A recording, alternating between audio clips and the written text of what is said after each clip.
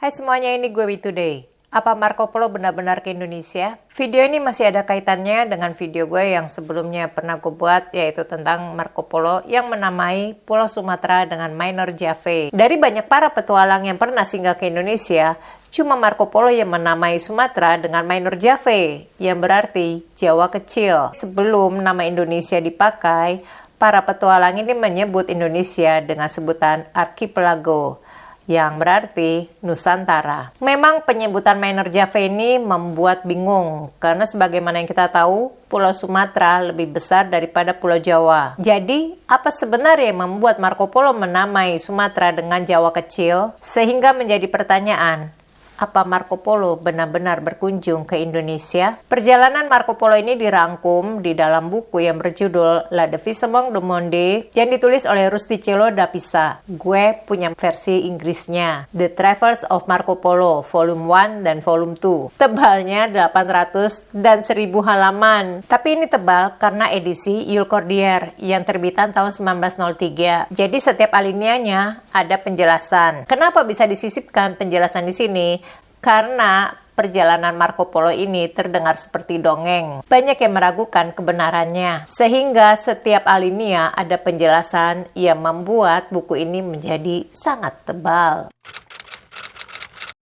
Dikatakan manuskrip karena ya ini termasuk naskah kuno, di mana syarat untuk dikatakan manuskrip haruslah berupa tulisan yang usianya sudah di atas 50 tahun. Sedangkan manuskrip kuno karya Rustichello da Pisa yang berjudul La Devise du Monde ini sudah berusia 800 tahun. Sayangnya naskah aslinya sendiri yang merupakan tulisan langsung dari Rustichello sudah hilang. Hanya tersisa manuskrip lain yang sudah ditulis ulang. Jadi setelah penerbitan manuskrip yang pertama ini, hanya dalam selang beberapa bulan saja, buku ini menjadi booming. Banyak orang yang menyukai buku ini dan minta untuk ditulis ulang. Manuskrip ini ditulis ulang dalam semua bahasa yang ada di Eropa, dan yang paling banyak kopiannya adalah dalam bahasa Prancis kuno serta bahasa Italia alias bahasa Latin. Manuskrip yang gue angkat di video ini mendekati keasliannya, dan manuskrip ini yang sering dijadikan pedoman dalam penelitian sejarah. Tebalnya tidak seperti yang terbitan tahun 1903.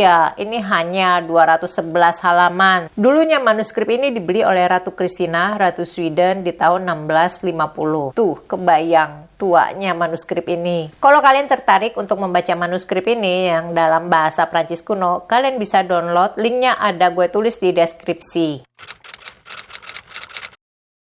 Tentang penulisnya sendiri, yaitu Rustichello da Pisa ini merupakan penulis roman asal Italia yang sebelumnya memang sudah terkenal karena menulis tentang kisah romansanya King Arthur yang berjudul Roman de Roi Arthur. Dan pertemuan antara Rustichello dengan Marco Polo ini terjadi tanpa sengaja. Pada masa itu di tahun 1284 sedang terjadi konflik antara Genoa dengan Italia. Dan Rustichello adalah orang Pisa, orang Italia. Rustichello kemudian ditangkap oleh orang Genoa dan dijebloskan ke dalam penjara. 4 tahun kemudian, yaitu di tahun 1298, Marco Polo yang baru pulang dari bepergian petualangnya di Asia itu dijebloskan ke dalam penjara, sehingga mereka pun bertemu. Dan Marco Polo menceritakan kisahnya kepada Rustichello, yang kemudian Rustichello tulis ke dalam bukunya yang berjudul La Devise du Monde. Perjalanan Marco Polo mengarungi Asia pada saat usia Marco Polo 17 tahun di tahun 1271. Dan kemudian kembali lagi ke Italia di tahun 1295 pada usianya 41 tahun. Sehingga ketika Marco Polo kembali ke kampung halamannya, dia jadi agak-agak lupa, nyaris lupa bahasa ibunya sendiri, ya karena terlalu lama dia berlalang buana. Perjalanan Marco Polo ini memang terdengar itu seperti dongeng, dan orang kalau membacanya itu hampir tidak mempercayai kisahnya ini. Namun tidak sedikit menginspirasi banyak petualang lainnya yang sebut saja seperti Christopher Columbus. Berdasarkan pengakuannya, Marco Polo berangkat bersama dengan ayah dan pamannya. Mereka melewati banyak negeri yang belum pernah dikunjungi orang Eropa sebelumnya. Sebut saja seperti Mongolia, Natuna Utara, Malaysia, India, Persia, dan juga Sumatera. Keraguan tentang perjalanan Marco Polo ini memang terdengar seperti dongeng. Sebut saja seperti ketika Marco Polo menceritakan kalau ia melihat unicorn. Unicorn, tahu kan? kuda bertanduk yang biasanya ada di dongeng saja, yang biasanya ada di kartun-kartun. Kalau yang Marco Polo lihat ini sebenarnya bukanlah unicorn. Dimana pada buku ini yang di halaman 319 Marco Polo bercerita tentang hewan ini, mereka ini memiliki rambut seperti kerbau. Kan kita tahu ya, kerbau itu juga berambut namun halus dan kecil tipis. Kakinya seperti gajah dan memiliki tanduk di tengah jidatnya, hitam dan tebal. Kepalanya seperti babi hutan membungkuk ke tanah dan mereka sangat senang tinggal di lumpur. Kira-kira ada yang tahu nggak hewan apa yang dimaksud? Ya, badak.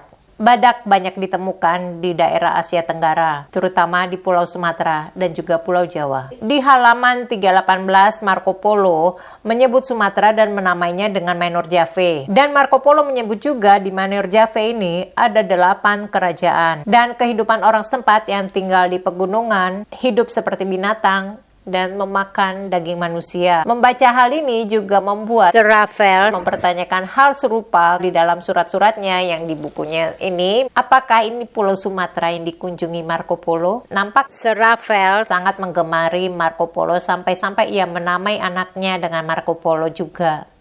Namun sayangnya anaknya meninggal. Anak Sir Raffles kubur di Bengkulu pada saat itu memang sedang ada wabah kolera yang melanda, begitu hebatnya di sana. Namun kuburannya tidak terungkap ada di mana letaknya karena sudah porak-poranda. Sampai saat ini masih sedang dalam pencarian. Balik lagi ke Menor Jave. Marco Polo pastilah tidak sembarangan menyebut Sumatera dengan Menor Jave. Meski hal ini menjadi pertanyaan juga, mengapa Marco Polo menamai Sumatera dengan Menor Jave? Karena mengingat penamaan ini sangatlah bertolak belakang dengan ukuran Sumatera yang jauh lebih besar daripada Pulau Jawa. Ada beberapa dugaan dari penamaan Menor Jave-nya Marco Polo ini. Yang salah satunya yang gue sudah pernah bahas di video gue sebelumnya, ya gue ceritakan sedikit di sini ya. Kalau mau detailnya kalian bisa nonton dong video gue itu.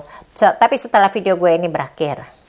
Jadi ada yang menduga kalau Marco Polo menamai Sumatera dengan Menor Jave alias Jawa Kecil karena Marco Polo melihat pohon-pohon yang ada di Menor Jave ini sama yang ada di Major Jave. Namun terlebih dahulu gue mau membahas dari kronologinya. Penyebutan Kemenyan sebagai hasil bumi dari tanah Sumatera, yaitu Luban Jawi. Penyebutan ini pertama kali diucapkan oleh orang Arab untuk menamai hasil tanah Sumatera, yaitu kata Jawi yang menjadi Jawa. Namun sebelumnya Sumatera sudah lebih dahulu, sudah dari tahun 150 sebelum Masehi, Sumatera itu diberi nama Taprobana. Di mana penyebutan ini karena mereka yang sampai di tanah Sumatera ini tidak melihat bintang kutub utara. Biasanya ini sebagai titik pedoman navigasi. Ya, gue kurang gitu ngerti lah kalau tentang navigasi. Harus bertanya lebih dahulu nih kepada para sailor dan lain-lain. Mereka lebih ngerti tentang astrologi. Perubahan penyebutan Taprobana menjadi Menor Jave bukan berdasarkan imajinasi atau ukurannya. Namun sebagai petunjuk yang membedakan antara Pulau Jawa dan juga Pulau Sumatera. Karena Pulau Jawa sudah lebih dahulu dapat didefinisikan, sehingga Pulau Jawa disebut sebagai Jawa Besar dan Jawa Kecil sebagai penyebutan untuk Pulau Sumatera